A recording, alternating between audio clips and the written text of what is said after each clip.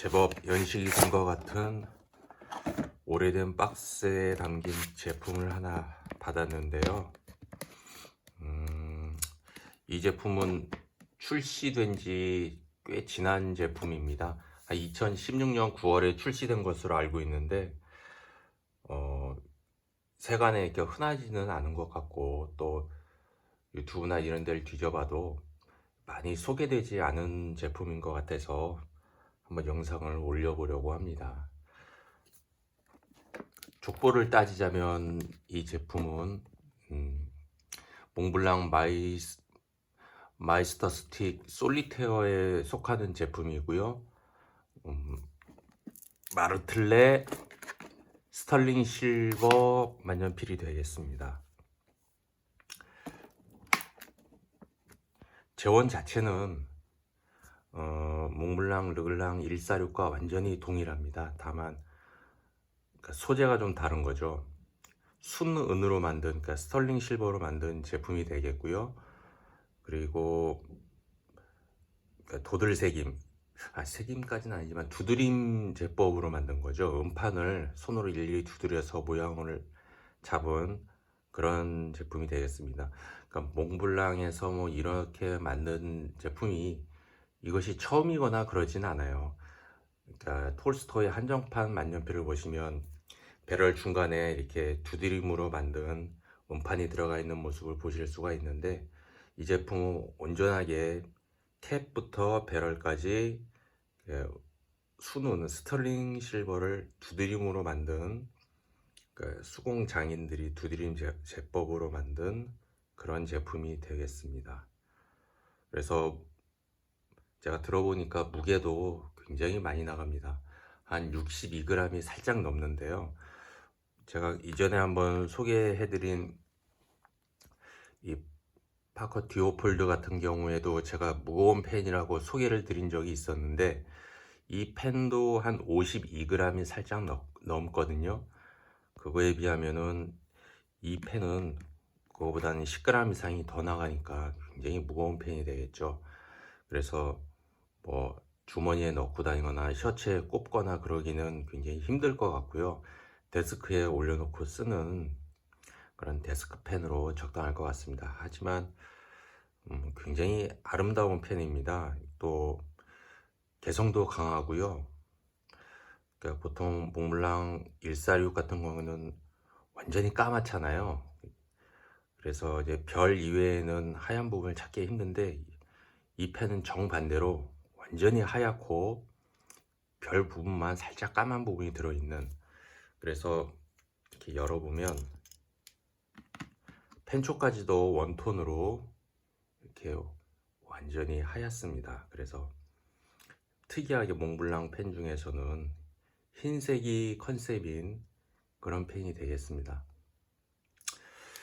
그래서 뭐 워낙 146이 유명하기 때문에 146 펜에 대해서 뭐 제가 설명드릴 필요는 없을 것 같아요. 굳이 영상도 너무나 많고, 그래서 따로 설명드릴 건 없지만 대신 스털링 실버가 뭔지 그거 하나는 짚고 넘어갈게요.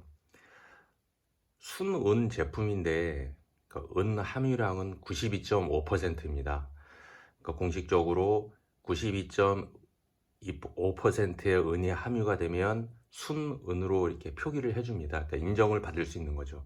그래서 요 캡탑에도 보면은 이렇게 마크가 찍혀 있죠. 순은 제품이라는 그런 마크가 찍혀 있는데, 금은 99.9%가 순금인데 왜 은은 92.5%가 순은이냐라고 생각하실 수 있는데, 그 이유는 은이 너무 무르기 때문에 순은을 쓰면은, 그러니까 실용적이질 못해요. 강도가 너무 약한 거죠. 그러니까 어떤 걸 생각하시면 되냐면, 약국 가서 연고 같은 걸 사시잖아요. 그러면 뭐 후시딘이나 마데카솔 같은 거, 그러면 작은 이렇게 튜브에 들어있잖아요. 그걸 짜보면 이렇게 찌그러지면서 연고가 나오게 되죠. 그걸 생각하시면 될 것 같아요. 은의 강도가 그 정도다. 그래서 만약에 이 펜을 순은으로 만들었다 그러면은 이 뚜껑이나 배럴이 제 손 힘으로도 찌그러질 수 있는 그 정도의 강도밖에 안 나오기 때문에 은은 92.5% 정도를 쓰고 대부분은 구리를 섞죠. 구리를 섞어서 강도도 보강하고 그 다음에 은의 변색도 더 막을 수 있는, 그러니까 순은만 쓰면 변색도 굉장히 잘 된다고 합니다. 그래서 실용성을 생각해서 92.5% 정도만 되면 은이다 라고 이제 국제적으로 인정을 해주기로 약속이 되어 있다 라고 생각하시면 될 것 같아요. 그럼 왜 또 스털링 은화라고, 스털링 금, 이렇게 실버라고 부르느냐 하면, 독일에서 만든 은화 중에 아주 고품질의 은화 이름이 스털링 은화였거든요. 그것을 영국에서 인정을 하면서 이름이 유래가 되었다고 합니다. 저도 찾아보면서 알게 된 거예요. 그래서 보통 스털링 실버 제품이다 그러면은 이제 순은으로 만든 제품이다 라고 이해하시면 될 것 같고, 이런 만년필에도 이용을 하지만 대부분은 이제 액세서리, 반지, 목걸이 이런 데 많이 사용을 하죠. 그래서 이런 순은 제품 같은 경우에는 뭐 화장품, 그 다음에 향수 이런 거에 주의를 하셔야 되고, 또 땀에도 변색이 된다고 하니까 저같이 땀이 많은 사람은 좀 걱정이 되긴 하는데, 그 대신 변색이 살짝 와도 천으로 이렇게 닦아주거나 아니면 은색척액이 있으니까요. 그래서 괜찮습니다. 쓰시다가 만약에 혹시 은 제품 같은 게 살짝 변색이 와도 뭐 특수한 천이 아니라 이렇게 안경 끄는 천으로 문질러만 줘도 금방, 웬만한 건 심하지 않으면 물에 뭐 오래 담가서 이렇게 변색이 왔다거나 그 정도까지만 아니라면 광택이 굉장히 살아납니다. 괜찮은 제품이에요. 쓰시기도 좋고, 또 은만의, 그러니까 흰색이지만 스테인레스하고 다른 은만의 고유한 어떤 느낌 같은 게 있어요. 그래서 이 제품을 제가 구매를 하면서 고민했던 것 중, 또 생각했던 것 중에 하나가, 스털링을 이렇게 실버로 만든 제품 중에서 또 오로라의 한정판이 있었어요. 이것은 한정판은 아니고 일반 제품이거든요. 그냥 솔리테어 라인에, 그러니까 금속 바디로만 보면은 지오메트리하고 비슷한 느낌을 주는 그런 금속 바디로 만든 제품이기 때문에 한정판이다 아니면 특별판이다 그런 건 아닙니다. 대신 발매한 지 시간이 오래 지나서 우리가 구하기가 힘들 뿐이죠. 그런데 이제 오로라 제품도 스터링 실버로 만든 한정판이 있었는데 굉장히 갖고 싶은 제품이 있었어요. 그게 벤베누토 첼리니의 스털링 실버 한정판이었는데, 그 만년필은 아마 검색을 해보면 아시겠지만 캡과 바디에 은으로 조각을 한, 야 이건 만년필이라기보다는 그 예술 작품이지 않나 하는 그런 제품들이 있었어요. 근데 그 제품 역시 발매한 지 시간이 좀 지나고 했기 때문에 구할 수가 없어서 제가 이 제품을 차선, 혹은 하여튼 이 제품과 그 제품 두 개가 굉장히 마음에 들었는데 구할 수 있는 건 이것밖에 없었어요. 그래서 이것도 간지덕지 하면서 제가 구입을 했지만, 제가 놀란 건 그 오로라의 벤베누토 첼리니 그 만년필하고 요 만년필하고 가격 차이가 거의 한 20만 원밖에 나질 않았어요. 근데 이 제품은 물론 아름다운 제품이긴 하지만 조각이 들어있다거나 그러진 않잖아요. 그런데 오로라의 벤베누토 첼리니는 정말 조각이 굉장히 아름다웠거든요. 야, 이건 작품이다 싶을 정도의 그런 만년필이 이 만년필과 20만 원 정도의 차이라는 건 제가 좀 이해하기 힘들었어요. 그래서 생각을 해보니까 역시 요것의 매력이 아닌가. 그러니까 이것이 만약에 이렇게 없다면 특이한 제품이긴 하지만 어쩌면 약간 올드해 보일 수 있고, 그냥 특이한 펜 정도, 아니면 아버지의 펜 이 정도 느낌을 줄 텐데, 이것이 딱 보이는 순간 뭔가 좀 몸의 가치가 올라간 것 같고 느낌이 좀 달라 보이고, 역시 몽블랑은 좀 다른 느낌이 있네 하는 그런 느낌도 주는 오묘한 매력이 있는 것 같아요. 그러니까 벤베누토 첼리니 만년필과 비교해 봤을 때 그 만년필만큼 작품성이나 예술성 아니면 들어간 품은 적지만 요 별 하나가 붙음으로 해서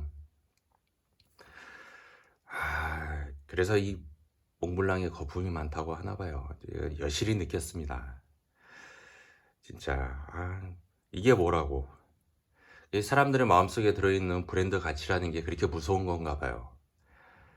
음, 제가 이 보통 시중에서 이제 얘기할 때 이 몽블랑 만년필이 필기구 시장의 70%를 차지한다고 하잖아요. 근데 그 말을 믿지 않았거든요.